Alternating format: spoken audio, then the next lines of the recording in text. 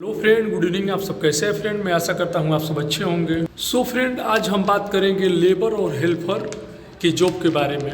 यानी gulf country में हर साल सबसे ज़्यादा लेबर और हेल्पर लाखों लोग आते हैं यहाँ पे काम करने के लिए, यानी कि Saudi, Dubai, Qatar, Bahrain, Oman, Kuwait. So friend, ये वीडियो बहुत काम का बनने वाला है, आपके बहुत काम का ये वीडियो। अगर आप भी हेल्पर और लेबर जॉब में सऊदी, दुबई, कतर, बहरीन आना चाहते हैं, आज मैं इस वीडियो में लेबर और हेल्पर जॉब के बारे में बताऊंगा। हेल्पर और लेबर का क्या काम होता है और हेल्पर और लेबर की क्या सैलरी मिलती है, और लेबर और हेल्पर जॉब में जाने के लिए सऊदी, दुबई, कतर, बहरीन क्या एक्सपीरियंस चाहिए, यानी कि कितना साल का एक्सपीरियंस चाहिए आप लोगों को। सो फ्रेंड, अगर आप अभी तक चैनल पर नए हैं तो प्लीज़ चैनल को सब्सक्राइब कर लीजिए और बगल में बेल आइकन की घंटी दबा दीजिए ताकि सबसे पहले नोटिफिकेशन आप तक पहुंचे। सो फ्रेंड, सबसे पहले हम बात करेंगे लेबर और हेल्पर में क्या अंतर होता है, यानी कि लेबर और हेल्पर जॉब में क्या अंतर होता है। ठीक है। सो फ्रेंड, सबसे पहले बात करते हैं लेबर यानी कि आपको कहीं पे भी किसी काम में आपको लगाया जा सकता है, यानी कि Saudi, Dubai, Qatar, Bahrain, Oman, कहीं पे भी आप आ रहे हैं किसी देश में, तो किसी काम में किसी स्थान पे आपका ड्यूटी लगाया जा सकता है। ठीक है।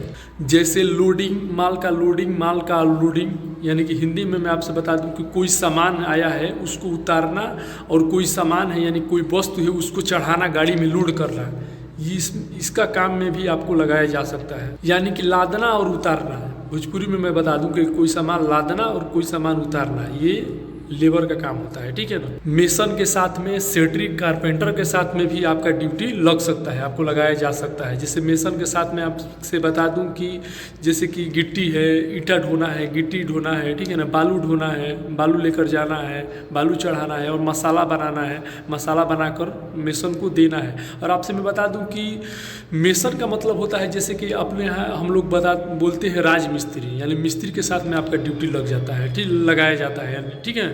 यानी कि आपका ड्यूटी सिविल में भी लगाया जा सकता है अगर आप लेबर में आए हैं तो।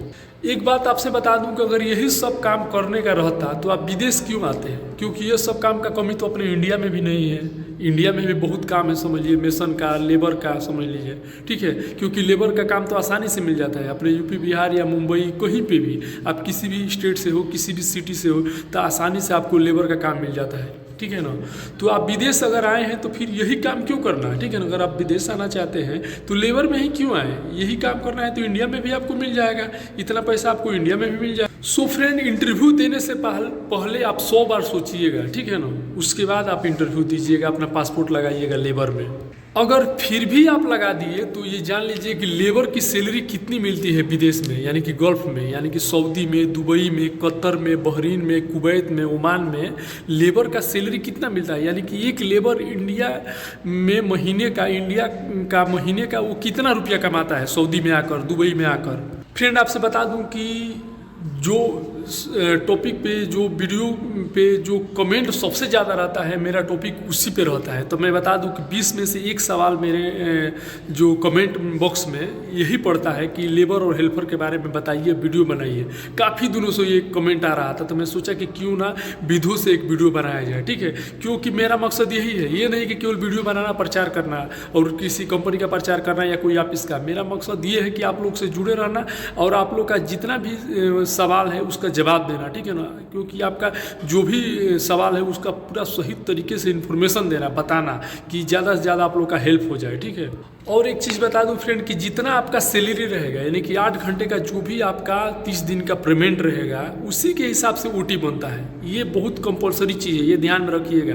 यानी कि जितना आपका सैलरी बन रहेगा उसी के हिसाब से ओवर टाइम मने का पैसा बनता है। जैसे कि मान लीजिए कि आपका सैलरी 1000 रुपया है, अगर 1 घंटा ओवर टाइम चल रहा है तो 1 घंटे का आपका 4 रुपया बनेगा। यानी कि अगर आपका सैलरी सऊदी का 1000 रुपया है और 1 घंटा ओवर टाइम चल रहा है तो 1 घंटे का ओवर टाइम का पैसा आपका 4 रुपया बनेगा।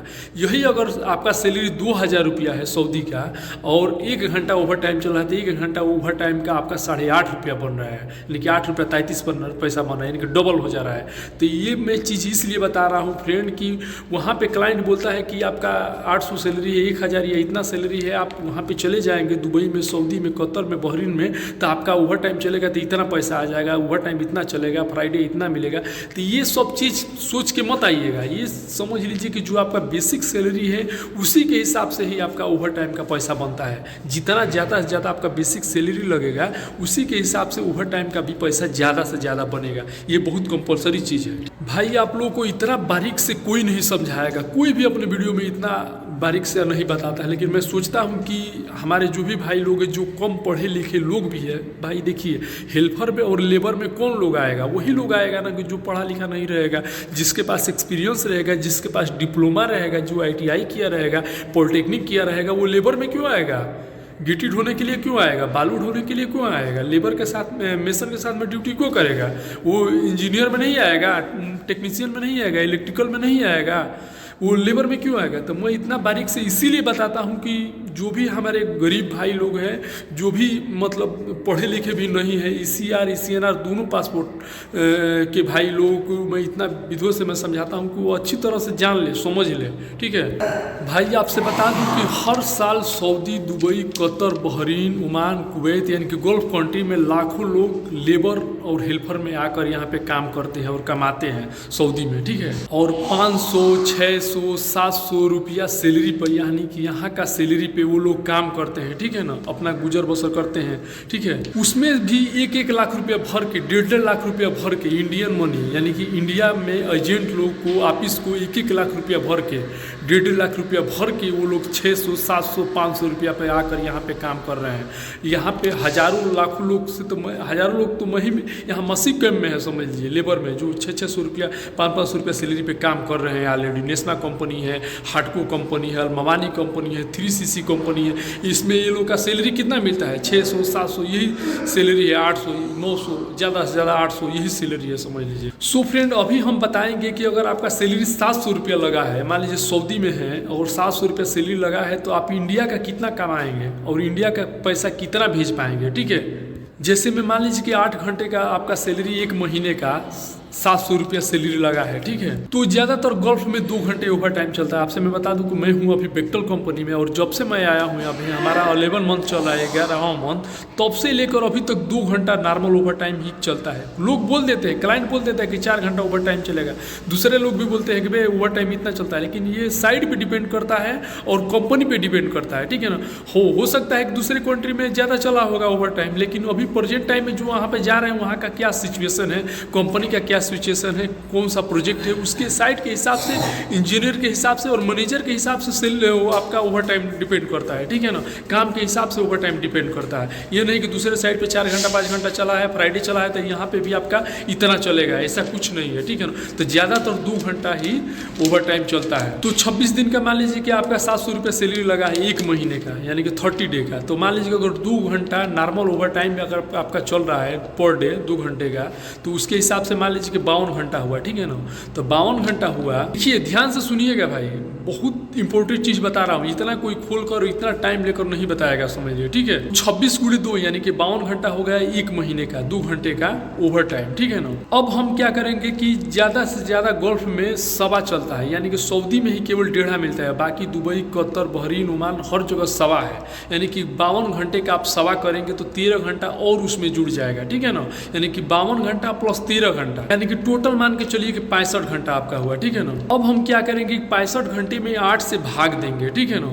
यानी कि 8 से हम भाग दिए तो वही हुआ 8.125 घंटा, यानी कि आपका 8% और बन गया, ठीक है ना। 8% आपका और बढ़ गया, समझ लीजिए, ठीक है ना। 2 घंटा जो ओवर टाइम किए हैं, यानी आपका सैलरी का जो 1 दिन का पैसा बन रहा है, ठीक है ना। जैसे आपका सैलरी 700 रुपया है तो 1 दिन का आपका पैसा बन रहा है 23 रुपया 33 पैसा 1 दिन का, यानी कि 8 घंटे का आपका पैसा बन रहा है 23 रुपया 33 पैसा। 23 रुपया 33 पैसा में 8 से हम क्या करेंगे, 8 से हम गुणा करेंगे, यानी कि आपका सैलरी बन जा रहा है 23 रुपया 33 पैसा गुणे 8, यानी कि 186 रुपया 66 पैसा आपका 2 घंटे ओवर टाइम का पैसा बन रहा है, ठीक है ना। तो 186 रुपया 66 पैसा प्लस जो 700 रुपया सैलरी है, वो दोनों को हम लोग जोड़ देंगे, ठीक है ना। तो आपका टोटल पेमेंट बन जा रहा है 886 रुपया 66 पैसा, ठीक है ना।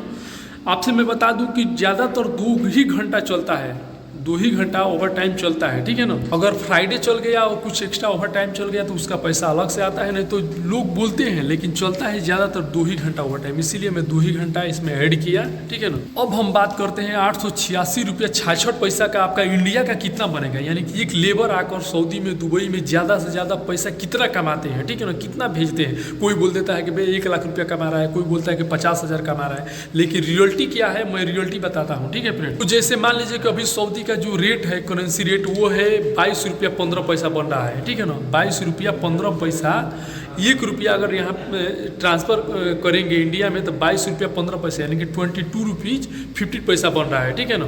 तो उसमें 886 रुपया 66 पैसा यानी कि 886 रुपीज़ 66 पैसा को गुणा करेंगे 22 रुपीज़ 50 पैसा में, ठीक है ना। तो आपका बन रहा है कितना, 22 रुपया 15 पैसा में आप गुणा करेंगे तो 19,639 रुपया आपका सैलरी बन रहा है।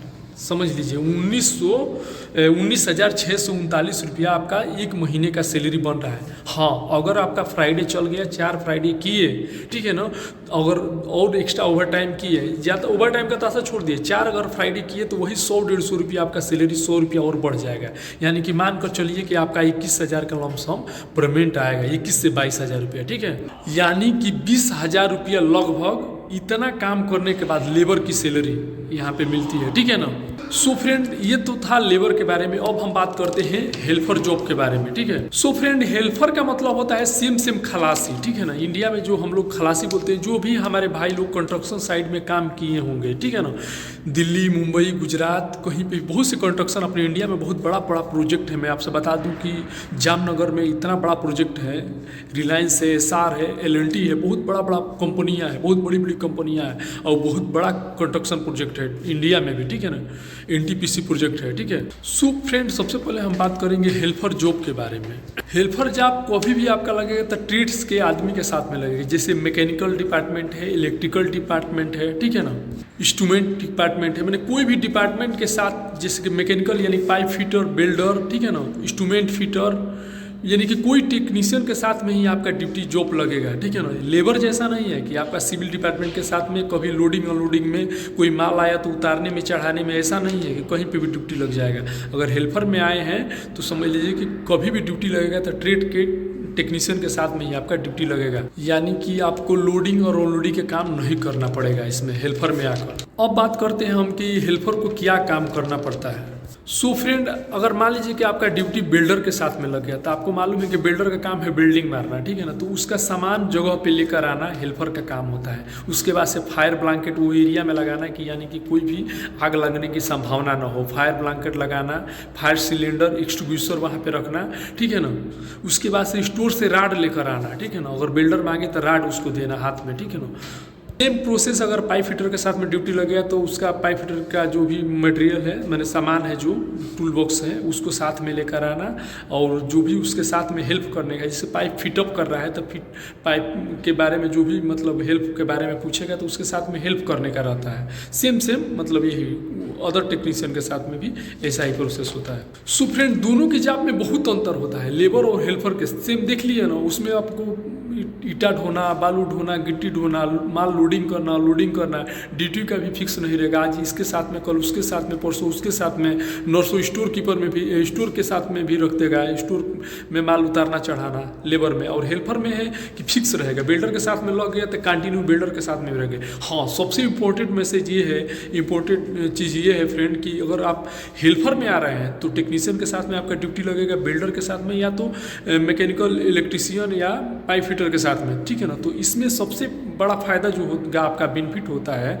वो है कि आप काम सीख सकते हैं। जैसे बिल्डर के साथ में रहे तो 1 साल 2 साल में आप आराम से कोई भी काम सीख जाएंगे बिल्डिंग का, चाहे आर्क हो चाहे आर्गन हो। फिटर के साथ में, पाइप फिटर के साथ में रहे तो पाइप फिटिंग का काम आप सीख जाएंगे।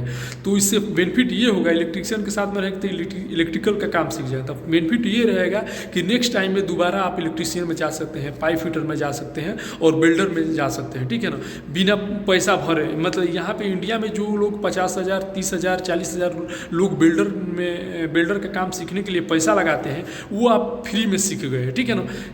पैसा भी कमा लिए और काम भी फ्री में सीख गए, चाहे पाइप फिटर का काम हो, इलेक्ट्रीशियन का काम हो, डॉग फिटर का काम हो या बिल्डर का काम हो। तो ये हो गया सबसे बड़ा फायदा आपका।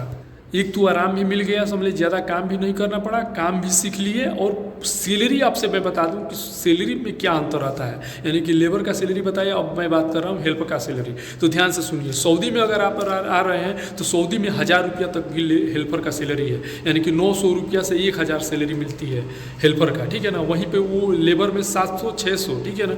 अब वहीं पर हेल्पर में अगर आप आ रहे हैं तो 900 से लेकर 1000 रुपया सैलरी। सेम प्रोसेस दुबई में भी 900 से 1000 सैलरी है। कतर में भी 900 से 1000, ज़्यादा कंपनियां 1000 रुपये तक सैलरी दे रही है, ठीक है। उसके बाद से कुवैत में भी 80 से 90 बीडी, 100 बीडी तक सैलरी है हेल्पर का। बहरीन में भी सेम है, ठीक है ना प्रोसेस। तो देखिए सैलरी में भी अंतर है, उससे ज़्यादा आप 4-5 हज़ार रुपया ज़्यादा भी कमा रहे हैं और उससे आराम भी ज़्यादा है बॉडी को। और एक सबसे बड़ा फ़ायदा आपका हो रहा है, बेनिफिट हो रहा है कि आप आसानी से काम भी सीख जा रहे हैं, जो काम सीखने के लिए इंडिया में 50,000 रुपया आपको खर्चा करना पड़ेगा बिल्डर का काम, वो काम यहाँ पे अगर बिल्डर के साथ में आपका ड्यूटी लग गया तो आप आसानी से वो काम भी सीख जा रहे हैं। सो फ्रेंड, हमारा वीडियो बनाने का मकसद यही था कि जो भी हमारे भाई लोग लेबर में ज़्यादातर आते हैं और आकर यहाँ पे फंस जाते हैं और कम पैसा कमा पाते हैं, ज़्यादातर पैसा भर के, यानी कि 1-1 लाख रुपया 1.5 लाख रुपया खर्चा करके और आते हैं 1-1 साल 2-2 साल वो पैसा ही सिर्फ भरते हैं। अब बताइए कि जो भाई हमारे 20,000 रुपया कमाएगा तो इंडिया में कितना पैसा भेज पाएगा? 15,000 मान के चलिए महीने का, वो भी बहुत मुश्किल है। तो इस हिसाब से अगर 1.5 लाख रुपया भरा रहेगा तो उसका ब्याज और सब भरने में 2 साल 3 साल लग जाएगा।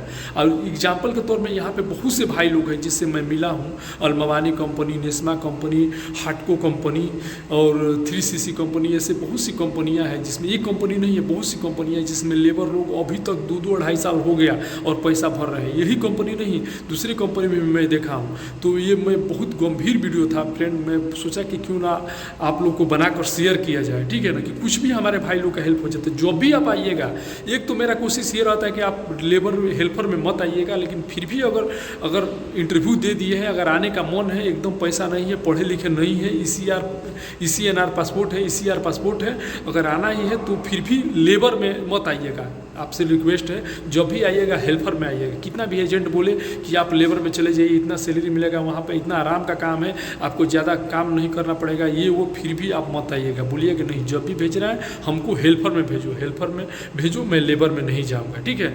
तो फ्रेंड, वीडियो को लंबा ना करते हुए वीडियो का यहीं पर कर रहा हूँ। तो फ्रेंड, आई होप कि हमारा वीडियो आप लोग को अच्छा लगा तो प्लीज़ लाइक कीजिएगा, अपने दोस्तों को भी शेयर कीजिएगा, और अभी तक हमारा चैनल सब्सक्राइब नहीं किया तो प्लीज़ हमारा चैनल सब्सक्राइब कर लीजिएगा। ओके, मिलते हैं नेक्स्ट वीडियो में। आज के लिए गुड बाय, गुड नाइट।